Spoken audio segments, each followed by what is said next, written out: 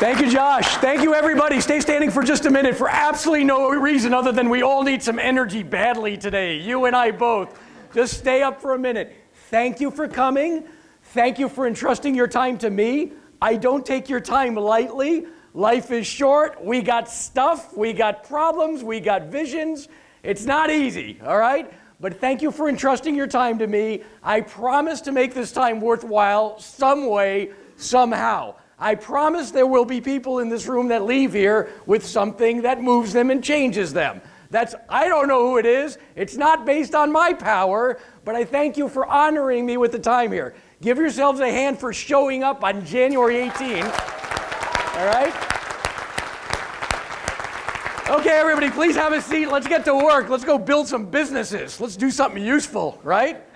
Okay, please. Let's do something useful.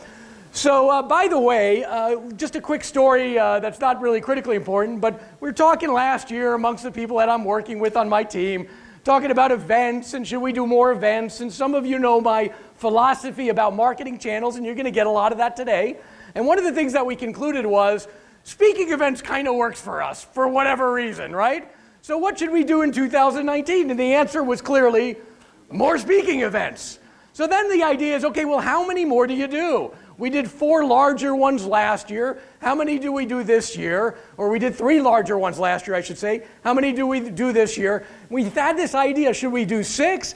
You know, 6 is an awful lot. How are you going to keep people engaged? How do you keep people in the room? And then, of course, all I had to do was have a conversation with my trusty ally and dear friend, Rosalind Andrews, who said, oh, what are you talking about? Just flood the funnel, right? So here we are with our first event, 5 days or whatever it is into 2019. Mark your calendars. The next one's bigger than this one. It's going to be a larger event than this one, by the way. The next one is April 12th, and it's going to be Run Your Business Like a Business, and it's going to be intermediate and advanced stuff only, kids, okay? This one, we're going to do the how do we rattle your cage and get a business moving, because it's 2019, and you people have been walking around listening to a bunch of fools telling you about the bullshift, all right? I don't believe in the bullshift. It's a bunch of bullshift. And you can quote me on that, just spell it correctly, please, all you want, but today we're going to talk about that topic. Why I don't care about what other people say, and why you should not either.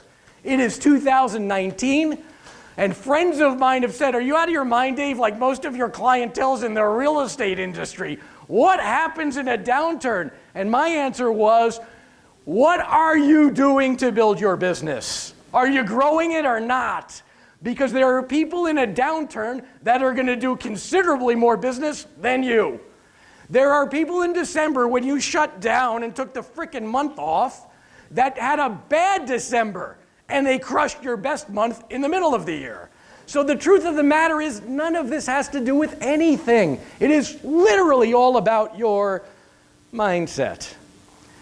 I want to remind many of you that the word mindset actually has a derivation from 2 words, mind and set. It implies that you have the ability to reset your mind.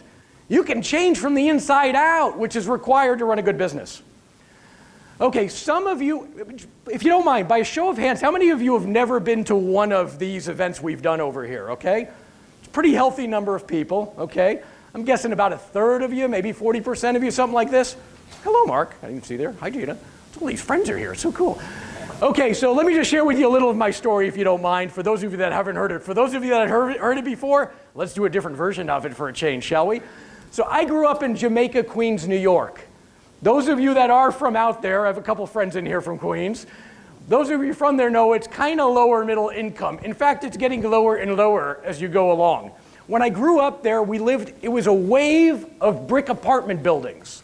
If you literally look on the block I lived on, Wexford Terrace, and you look down the street for about 3 miles, it is nothing but brick apartment buildings, one after another after another. It does not look pretty. I was just back there a couple of years ago in the neighborhood and looked at it. It felt like, if you know the expression, tenement housing, basically, and this is what we grew up in. Now, we had an apartment building with 100 families. We lived in apartment 4H, which we thought was appropriate because there were 4 Halperns. And by the way, it's not like we didn't have a good childhood. We were very happy, but it was an issue. My dad had 2 cars stolen when we grew up. The second one that was stolen was a Ford 1974 Torino station wagon. When it was stolen, my sister and I were happy it was stolen. The problem was we had to live without a car for 5 or 6 months thereafter. My parents argued about money a lot. I love them dearly. They both have passed a number of years ago. I love them dearly, but they argued about money a lot. And that is still somehow in my hard wiring today. For whatever reason, here I am at age 53 or whatever I am now, right? And I still have this thing in my why that says, I am not going to allow money to get in the way of my relationships. I will not allow it to happen. I will be a freaking provider somehow, some way. I hope somebody in this room feels the same way, okay? The curse of the family arguments in the car growing up, where I felt like my dad was being emasculated and my mother was, fearful for good reason, all that stuff growing up impacted me strongly, and I didn't want to put up with that crap growing up, even though I love them dearly. Does this make any sense to anyone? Okay. What's interesting is my sister, who was older than I, went to Cornell for college. Cornell was, now it's ridiculously expensive. It was pretty expensive back then too, right? And somehow my family managed to pull it off. My dad never made more than $32,000 a year, by the way. His final job before he passed away, he was a security guy for the Whalen drugstore chain in New York. His job was to go to the stores at closing time, wait outside, check their bags and see who was pilfering and call the police. My mom had to go get a job finally because of whatever their situation was. I don't know the details back then, right? I wasn't involved in it. So my mom got a job as a teacher's aide in a special education school in Bayside, Queens. Took 2 buses to get to the job. Took her almost an hour to get there. And she never made more than $15,000, $16,000, $17,000 a year. Can anybody in this room relate? Or am I the only guy that went down some path like this, for Pete's sakes, right? So here we are many years later, and everybody walks around and talks about me like I know what I'm doing here. The truth of the matter is, we all have that identity. We all have something in our backstory, hopefully, that drove us to take action and try to make a change and an improvement for the future. We need this stuff, okay? My dad passes away. So at night, my dad was a little like this, okay? Unfortunately, he was also a smoker for a number of years. And what happened was, suddenly he falls down at work and just falls over and didn't feel well. We took him to a doctor and they said he had a minor stroke, right? So he comes out of this, what does the doctor tell him? He's like, you gotta have some rest. You gotta take some time off for work. My dad and mom, with their financial issues, what does my dad end up doing? Work. He goes back to work. What happens 90 days later? Has a heart attack, he's in a coma. He falls in Manhattan, we live in Queens, I'm taking subways into Manhattan, I gotta go visit the hospital that he's in Manhattan, right? And I'm the one that has to make the decision with my dad in the coma, because my mom and my sister don't want to have anything to do with it. This was 1990. My dad was 66 years old. After my dad passed, I'm the one taking care of the bills, because mom had no clue, sister didn't want anything to do with it. And I'm going through the bills only to discover a few hidden gems. Like, my parents had almost $80,000 in credit card debt in 1990. They only made how much a year, right? And even better than that, my dad had filed personal bankruptcy less than a year before passing away. Unbeknownst to my mom, unbeknownst to my sister, and unbeknownst to myself. Do you think that personal bankruptcy filing had any impact on his health or his mental state? So my question for you is, what is your story? What is your purpose? And you know what? Here we are many years later. Life's a little different, right? Everybody looks at me like I'm the gringo that lives in Palos Verdes and has a driver, right? It looks different on the surface. You know what's fascinating is we're raising our 16-year-old daughter, who will be here at the next event, not this one, unfortunately, right? Because she comes to help. But we're raising her, and here's the problem for my daughter. She does not have the gift of my upbringing. She doesn't have the gift of it. She doesn't have a clue. Welcome to La La Land that we all live in here, right? Got everything you need, no perspective. My daughter's the type, I love her dearly. She's a sweetie, and she's smart. But when she walks across the street, she doesn't look right or left because I'm the guy that used to take literally 3 subway trains to get to my specialized junior high school in Manhattan and got mugged too many times, so I started carrying mace in my pocket and holding on to it for 2 years while I was taking subway trains. Interesting. Funny thing was when I started carrying the mace, I never got mugged again.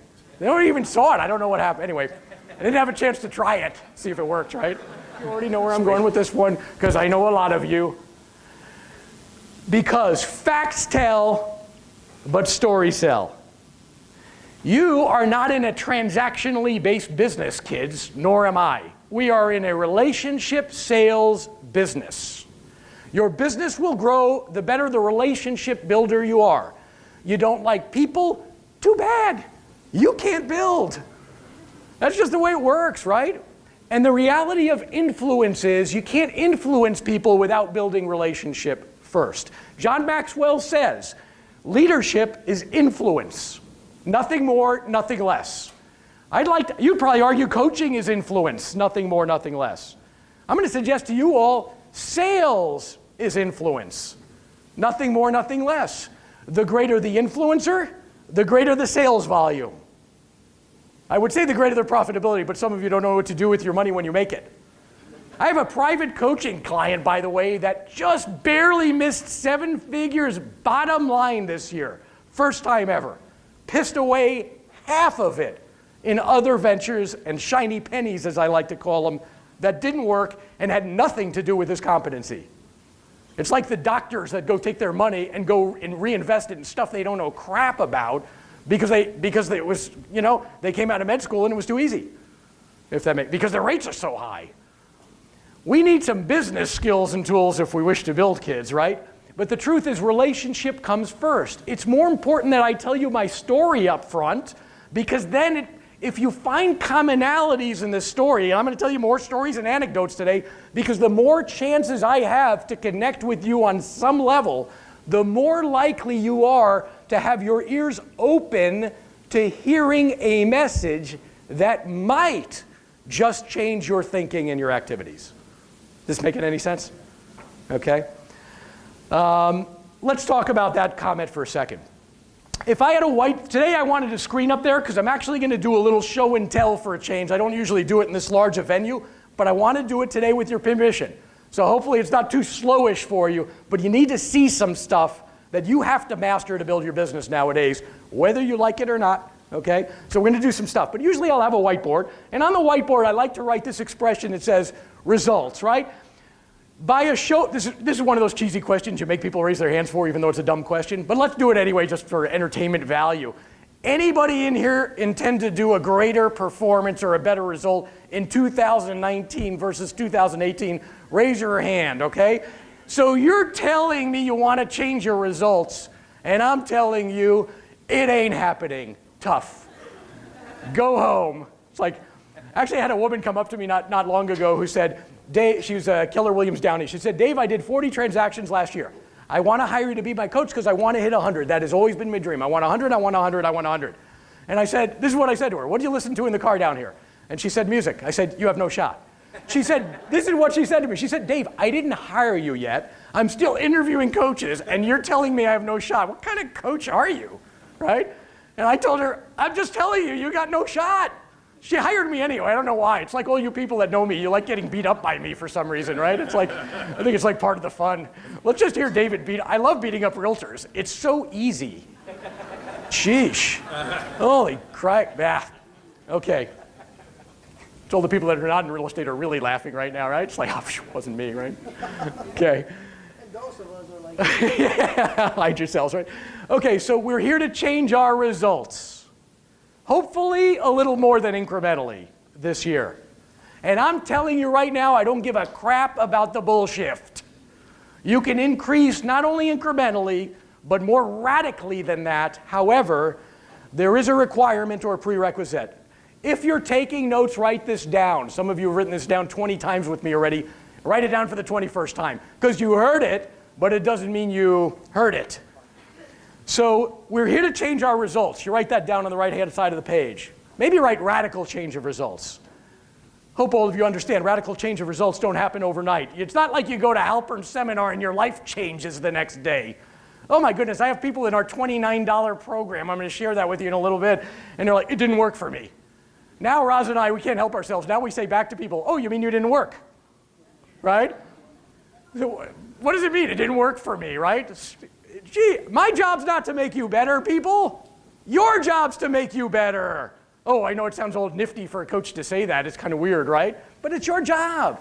This is your business, people. I tell organizations all the time, if you're still coaching with me if you need me 4 or 5 years from now, we both got problems, right? Your job is not to be tethered to, I have clients I'm coaching, a few people in this room know these people for a long, I have people I've been coaching for years, and I tell them you don't need me. You can coach instead of me at this point, right? And they tell me, well, I want the relationship. I enjoy our friendship. I want to know that I have to call you every week, so I feel like I have to do something before I get on the call. I'm cool with that. As long as you don't need me, if you get my drift, right? Okay? We're here to change our results. There's only one way to do it. We first have to change our daily activities or habits. There are some of you in this room that have heard me say it 30 times and you still haven't done it. You have to change your daily activities or habits. If I went with you yesterday with that video camera over there and followed you around, something weird happened yesterday, and the answer is, nothing different from a typical day 3 years ago. And you're wondering why you're not achieving the results you desire. You have to change what you do radically. Interesting? All right, but how do you do that? The magic question, right? And the answer is willpower? No, that's what you think the answer is. That's why you load up on you-know-whose conventions in Vegas and come back and still don't door knock or cold call 3 months later. You still hate it, right? This is why it doesn't matter. It's unbelievable how people, willpower. How many of you have been trying for how many years to change? You finally say enough's enough, right? Now it's the weekend and you say, I'm sick of being disorganized. I'm like the disorganized scatterbrained sales professional. I'm going to time block this week, and I'm going to micromanage my time blocks. And then by the middle of the day, Monday, you throw out the time blocks because you realize this ain't going to work for me, right? Willpower is a failed business strategy for one reason only. It relies on the power of your will. And you have proven that you only have an ability to achieve what you have achieved. And in order for you to get to the next level of performance, you not only have to do different activities on a daily basis, but unfortunately, kids, you have to be a different person. The only way to change your daily activities and habits radically in business, and what I mean by that could be your sales activities, your flooding the funnel activities, which we're going to get to in about an hour, whether it's your marketing activities, which we're going to get to in about 2 hours, whether it's your leverage and delegation activities, we're going to get to in about 3 hours, right? Any of those things to radically change, your thinking has to radically change first. Your thinking, not the person that's talking to you or sharing ideas, right? The famous book is called Think and Grow Rich. It is not called Door Knock and Grow Rich, okay? Think and Grow Rich. So how do we do that? Okay, quick story for you. So over the holidays, I took the longest vacation of my life since the week after college. Thank God, Roz's thing, thank God, right? 17 days I took off for this holiday season. You know what's really amazing? Nothing changed in our business when we left. In fact, I came back and Roz was already selling new products before I got back. I guess she couldn't wait. I don't know. It was wonderful. So I have all this time. I'm passionate for work. I work during some of that time.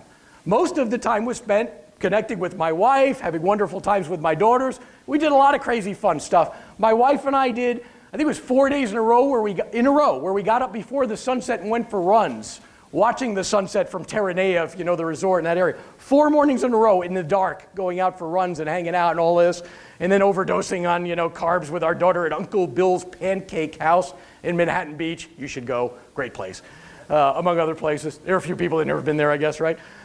Wonderful vacation. So we had a dream. Are you ready? My wife and I have always been students of personal growth for many years.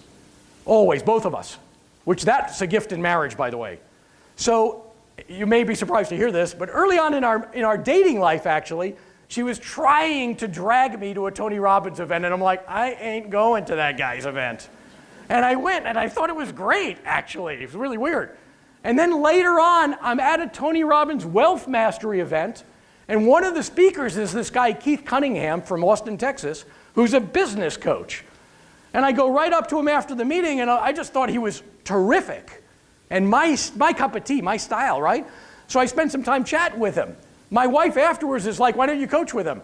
I'm like, he lives in Austin, Texas, honey. Yeah, why don't you coach with him? He costs $60,000 a year. Why don't you coach with him? She arm twisted me to do it. What a gift it is to live with somebody who's a nut for personal growth. So we always had this dream of having like an English-style library. Any of you ever watched Downton Abbey or whatever? I always wanted to have this 5,000 square foot room with the ladders and the shelves all over the place, maybe the dogs as well while we're at it, right? Of course, our 2,400 square foot house probably wouldn't support that. So we got this little room on the other end of the house called the colorful room that my 16-year-old used for homework. And we converted it to a library 2 months ago. And now it's really cute, okay? It's got the bookshelves, we started unpacking books, boxes from the garage that have been there for, and I mean, I don't know about you, but for me, it felt like opening hidden treasure. Hidden treasure. Books after, I got to read this one. Ooh, look at this one. We started making, like, there's a shelf for business books, a shelf for inspirational books, a shelf with our daughter's books, a shelf with our faith-based books. There's a shelf. It's all organized. I started taking these green stickers and putting them on all the books that I want to read now. And after a bunch of books, I realized, I got to stop. This is ridiculous. And I stopped doing it. There were too many books. But one thing that's true is I spend quite a bit of time reading during the holidays. You can't help it when you build a library and have books all over the place. Last Tuesday, I went back on the road to start with our coaching clients and all this again, right? And I'm going from client to client. I don't know about you, but I felt amazing. I felt refreshed. I felt filled up. And I felt ready to go with people. Why? Because I was overflowing with content. Listen to me carefully. If you want to change your thinking radically, you need to change your thinking radically. And there's only one way to do it. It's what you feed yourself. What I'm sharing with you, you've heard it before, you'll hear it again. Some of you will never take action on this one. And I'm telling you right now, the antidote to the bullshit is to feed your mind. And as the Apostle Paul said, bring every thought into captivity. Because the risk you have is that you allow anything come into your mind every day, and that's what you do. So when you drive down to an appointment with a coach and say, I want to go from 40 to 100, right? And the answer is, I was listening to music down here, you're screwed. Got it? What are you feeding yourself? When you go, you know what happens when you don't feed yourself? Because most of you don't. You're here, thank God. Here we go. This is a step in the right direction. You understand, when people even coach with me, I tell them, this is great, and it's not nearly enough. You need more stuff. Jim Rohn says you are a function of the 5 people that you surround yourselves with the most. Which means, I think all of you need, if you want an action item, you need to audit your inner circle. Audit it. I think you need to write down now while we're talking the 5 people that influence you the most, whether it's because they spend the most time with you or because they're in your ear the most. I think you need to jot them down now because you need to be critical. You need to look at that list with a critical eye and say, is this why I am where I am? And of course, we all know the answer to that question. So here's a homework assignment for you, and please don't put this on social media or whatever, because it's probably not something you should put on social media, but you need to spend less time with one of them, and I know it's a family member. Oh my goodness. I'm not saying don't love them. I'm not saying kick them out. I'm not saying get divorced because of my meetings. I'm saying you need to spend less time with them intentionally. And you need to, by the way, you want to overhaul all 5 in 1 week. You want to change your life in 1 week. Be intentional and select the new 5 people you want to put on this list and immerse yourself in them for the next 7 days. Since I got back to work last week, I don't know why that energized me so much, but as I'm on the road, I'm just listening to good stuff constantly, more than ever before. And here's what happens. You go on appointments with potential clients, right? And if you ever, tell me if you ever had this feeling, right? You're starting to feel transactional, right? You're feeling like, ugh, I need another paycheck. When is this thing gonna close? That thing's stuck in pipeline. When is this gonna happen? And I'm telling you right now, it impacts the way you engage. And people know it big time, right? People know it.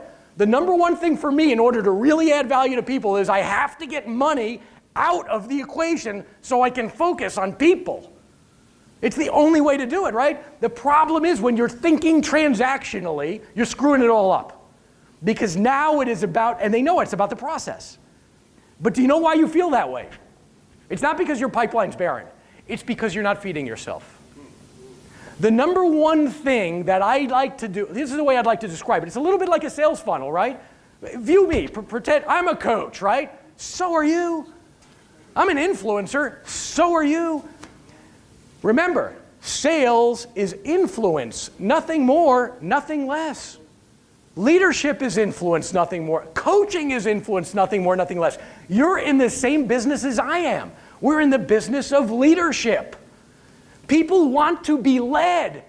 They're dying to be led by people that know where they're going. And if you have the right heart, you're going to lead them in a good direction.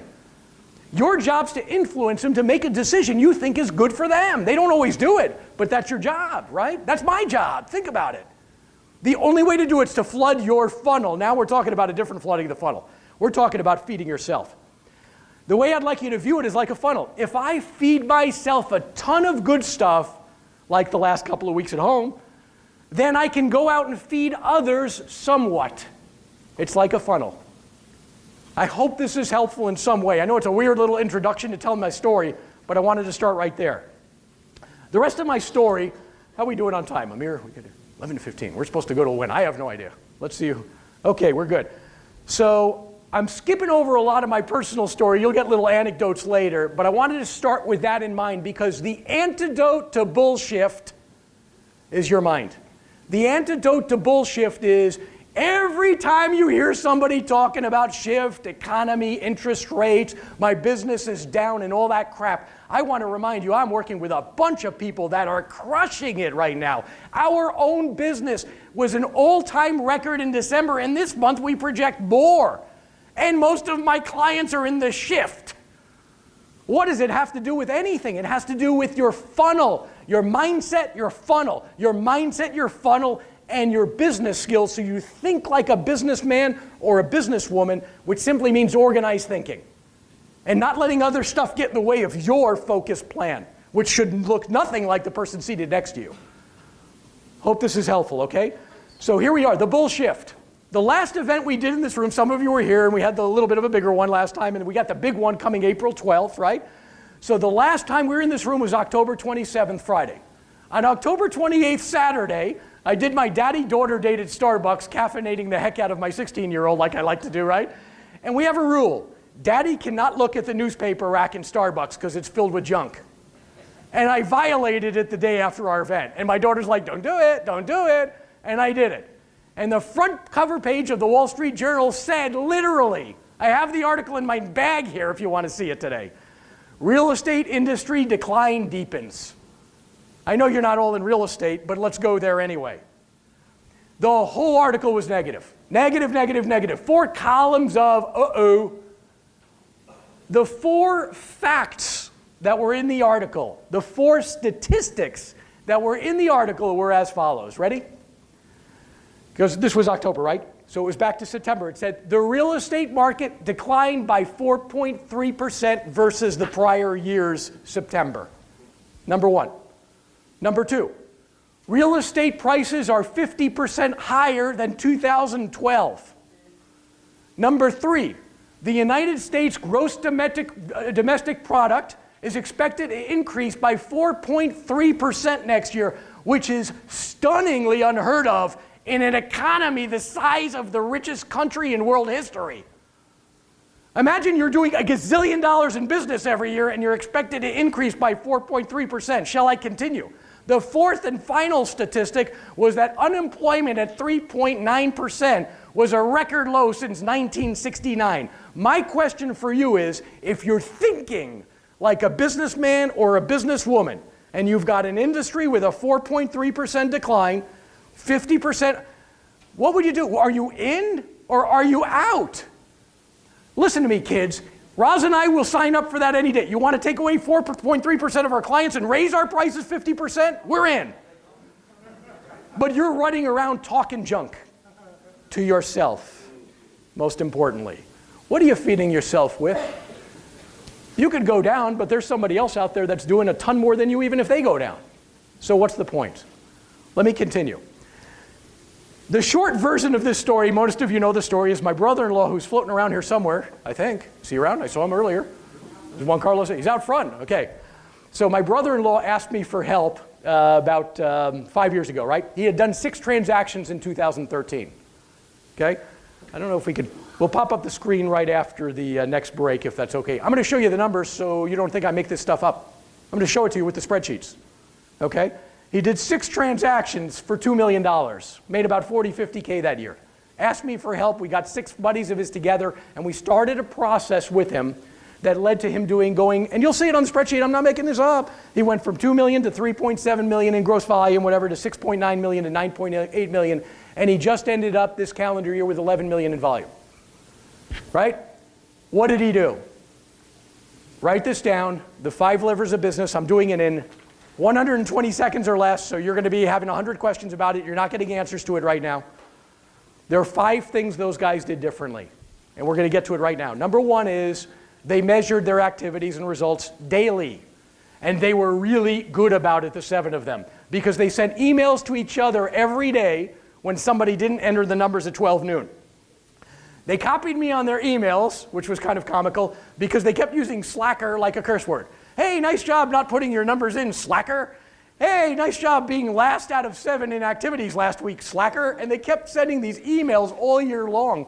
And it became almost comical, and they were all doing their numbers every day. My brother-in-law did the discipline of daily numbers with me and a group of people for 3.5 years.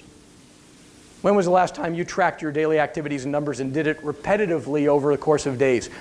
Tracking, measuring is focus.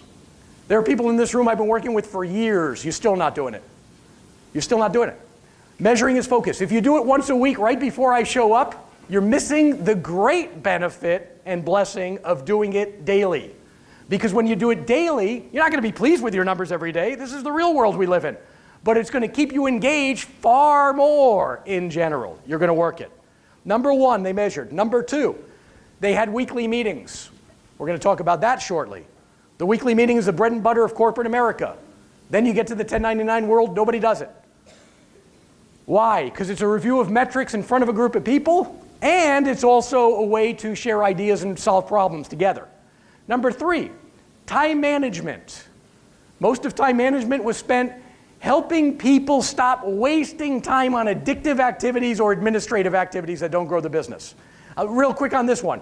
The average sales professional in America spends 35% of their time actually engaging clients or potential clients. 35%. In real estate, it's worse. Easily worse. You all know that. If I take you ain't spending any, most of you are spending 2 hours a week with clients. It's ridiculous. Interesting? So what are you doing wasting your time? What are you doing with all that time? Some of you are on social media for hours on end. Some of you are going for long lunches. You're doing stuff that has no value at all, and some of you are just doing all the administrative activities that others could do for minimum wage or less, by the way. And the reason that you're doing that stuff is because you don't want to get outside of your comfort zone and do what's required to build a business, which, by the way, unfortunately includes other people. And occasionally people not being happy, not liking what you said, or just being in a bad mood because of something else and projecting it on you. Welcome to the world. Number 4 great lever in business, marketing. Boy, are we going to spend time on that one this morning. And the number 5 great lever is leverage through the efforts of other great people. What I want to share with you here, I'm going to borrow this from you if you don't mind, Mark, is this. You have a flyer on your table here. It's this cute little thing with some funky black and white. By the way, why are we doing black and white? Because you don't need color. Join it or not. How's that for you? All right? I mean, seriously, we overthink it. You know why people do color? Because their objective is not to build a business. Their objective is to look good in the eyes of other people. If you're overly concerned with what other people think about you, you cannot build a great business. You cannot. If you're overly concerned with other people think about, it's like the people that come to me and go, Dave, what do you think of my flyer? I don't even want to look at it. I take the flyer, I ask them, how many did you mail out? 5,000. How many times did the phone ring? 20. I like it, and I give it back to them. Now, I was the CEO of a database marketing company for 5 years, and I won't look at their flyer because they want validation. They don't want business. They want me to say, basically, subliminally, you did a beautiful job, hun. What does that have to do with building a business? Nothing. Is that making any sense? Okay, so let's look at the flyer. My recommendation for you, by the way, how many people are in this $29 or whatever program here? Raise your hand. So take a look around you a little bit. That's a lot of people in this room in this program. Are you ready? Let me tell you what's in this thing. Now, whether you use this or not, do you understand that the only reason we have this thing on paper is because it might be something you might want to model in your business. We wouldn't do it if we didn't think it was beneficial. This has a lot to do with my brother-in-law's own experience building into business. This was designed with that group in mind. So let me read it to you. Number one, you get unlimited texting with me. Now, by the way, of the 330 people as of this morning that are in this program, 330 by the way, right? About 24 are using this, the first thing, right. They're texting me like 3-4 times a week. I got Sophia's in here somewhere, Tony here. Tony doesn't care, he just calls me all the time. He does like, Coach, can I talk to you privately? Oh, he doesn't care. He doesn't care what the rules of this thing says. Do I give him the time? I do. Why? Because nobody's using the freaking thing. Listen to me carefully. You want to change your thinking, you need to be around this program. What's the purpose of this? Some of you got it all wrong that are in the program. You think it's just the accountability texting, which we'll get to in a second. Some of you think it's just about coming to the events. No, no, no. It's about you allowing me the honor and the opportunity to be one of your 5 influencers daily this year. That's what this is. No, you don't have to go spend $600 or $1,000 a month on a real estate coach who quit real estate to do coaching. Somebody explained to me why you would hire that person, who you'll never meet in your life. No, no, no, no, no. We're talking about daily content and connection. So that's the point of this thing, in case you still don't get the point of this thing and you haven't. There are some people who are like, oh, I should open the videos more often. Heck yeah. You should open it daily. Do you know how much effort I put into making those videos and the content in it, for Pete's sakes? Right? By the way, I don't care if you like the messenger. I don't care if you love how I do, or me, or it's not about me. It's about changing your thinking. Got it? So number one is unlimited texting. So literally, you can text coaching questions every day if you feel like it. We only got about 24 people doing it. And every day I have a review. I will give a thorough, well thought out response to everyone's within 72 hours. Fair enough? That's what we're doing. And some of the questions are so juicy, I just go shoot a video and send it to all 330 people. That's the way it works. Use it. You want $1,000 coaching? Good. Pay $29. Fair enough? Okay? But use it. You know, part of it is you got to have somebody walking the journey with you. It's impossible to do business alone. It's just impossible. Right? We all need it. We all need our teams. Number two, the daily coaching videos and inspirational text, right? It's going more, some of you notice it's more and more videos, and I'm doing a lot more personal content now because I think that's what we need more. And by the way, those videos are on marketing, time management, entrepreneurial mindset, leverage and delegation, business skills and tools, business finances, sales technique, you know, metrics and accountability, et cetera, et cetera. And lately, as if you noticed, I throw in some personal videos just to keep it fresh and fun because my own nephew sitting in the corner of the room back there, Mateo, tells me a couple weeks ago, Dave, why don't you do some personal videos? People like a little variety once in a while, kind of reality show style. And I thought to myself, oh gosh, I felt convicted. Because all we teach, and you're going to hear this later this morning, is your content has to be professional and personal in this day and age. So some of you saw a video I sent out 2 weeks ago of my wife and myself on our 17th anniversary day, and I actually asked her if she would, you know, she said, yeah, I'll go on video with you and I'll talk about our marriage. You ever ask somebody to do something and you're totally surprised that they accepted to do it, and then the moment you asked them and you started doing it, you really wish you never asked them to, right? She's like, I'll talk openly about our marriage. Oh gosh, this is a nightmare, okay?